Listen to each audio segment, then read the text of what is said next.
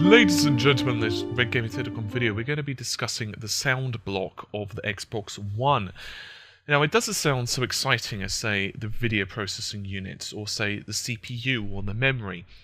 But in actuality, the audio is incredibly important, not just for those who really have great surround sound setups, but also for those who enjoy high frame rates in games. What? I hear you scream. How can that make any sense? Well, in the previous generation, so that of course would be the Xbox 360/PlayStation 3 era, it was well known that the audio was extremely hungry for processor resources. In fact, some developers had actually stated that the Xbox 360 had one of the hardware threads completely dedicated, we're talking about CPU hardware threads, completely dedicated to audio processing. So you can imagine just how much of an impact that made for other applications, for other processors that are running. In other words, it reduces, for example, physics or collision detection or whatever else is going on in the background. In other words, this drastically frees up CPU resources, and obviously anyone who knows anything about technology will tell you that more CPU resources available are only a really, really good thing. Now, some people would just say it's a sound card. Some people would consider it something like, I don't know, the Sound Blaster from, or the AC97 from, say, PCs. In other words, a pretty simplistic design, and that's it. But that's actually quite far from the truth. It's actually kinder to say it's more along the lines of, say, a DSP, or also known as a digital signal processing. I'll say that again, digital signal processing block. And the key behind this is known as SHAPE. That stands for Scalable Hardware Audio Processing Engine. Quite a handy acronym, I'm sure you'll agree. The premise here is that not only will you get a lot of flexibility, but the developers themselves will notice significantly less CPU impact for processing complicated audio. And, for example, at 48 Hz, you're going to notice that 2.67 ms audio frame of delay, in other words latency, and this is very good in comparison to the Xbox 360s. So SHAPE itself operates on blocks of 128 samples, and they support a 24-bit integer, but it's 32 if it's using the CPU. Now, from what we can tell by leaked slides as well as released slides, it appears that the audio unit itself is actually tied in to the coherent connection of both the CPU and main memory. Now, obviously, this is really important because if it has access to this, you can imagine just how important that is for audio processing. So there are several parts to this, as you can imagine. There's the XMA decoder. Now, XMA, as you can imagine, is something that was developed for the Xbox. And indeed, the SHAPE is able to handle 512 XMA format voices.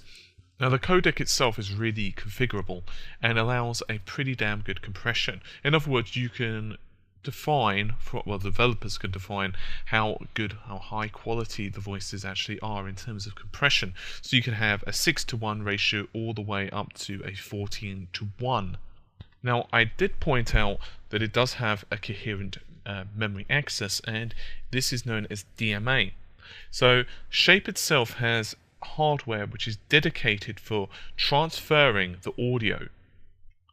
So in other words, it's able to share what it has processed directly to and from the allocated space in memory.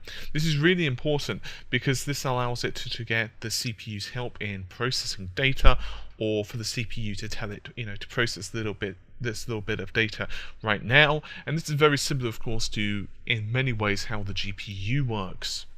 It also has another part known as FLT/vol, and this allows volume scaling and state variable filter implementation, and this is actually for 2500 voices and mixes. You also have the mix buffer, and that will take 128 in-place mix channels, and it won't need to access main memory, and so it can actually add additional channels, but that's only done virtually, I'm afraid. But regardless, All of this, as you can start seeing, is leading to a very powerful piece of hardware, to say the least. The EQ/CMP area of the module will provide up to 512 channels, and that will be free band equalization. It will also support, by the way, dynamic range compression.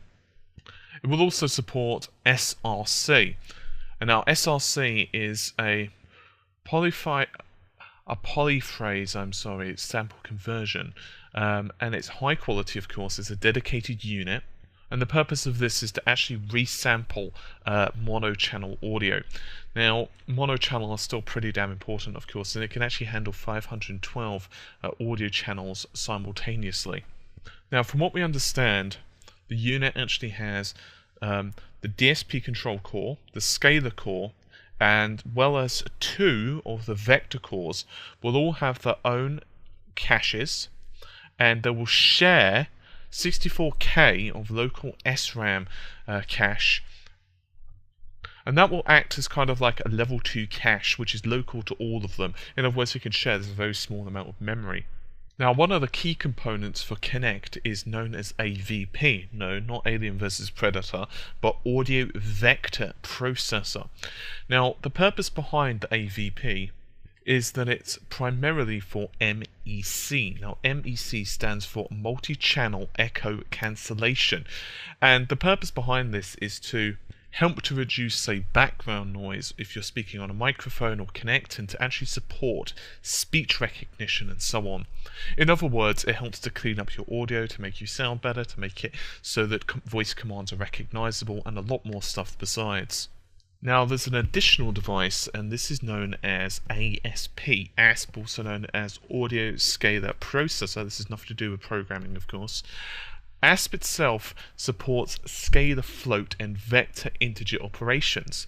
Now, think of it this way: voice chat codecs, and we're talking about those which are wireless communications, for example, your headset, or for example on the actual console itself, which are being sent on, say, network. So let's assume that you're playing online on, say, Xbox Live, and it needs to send data to and from the wires. The best thing to do is to actually compress and decompress this data.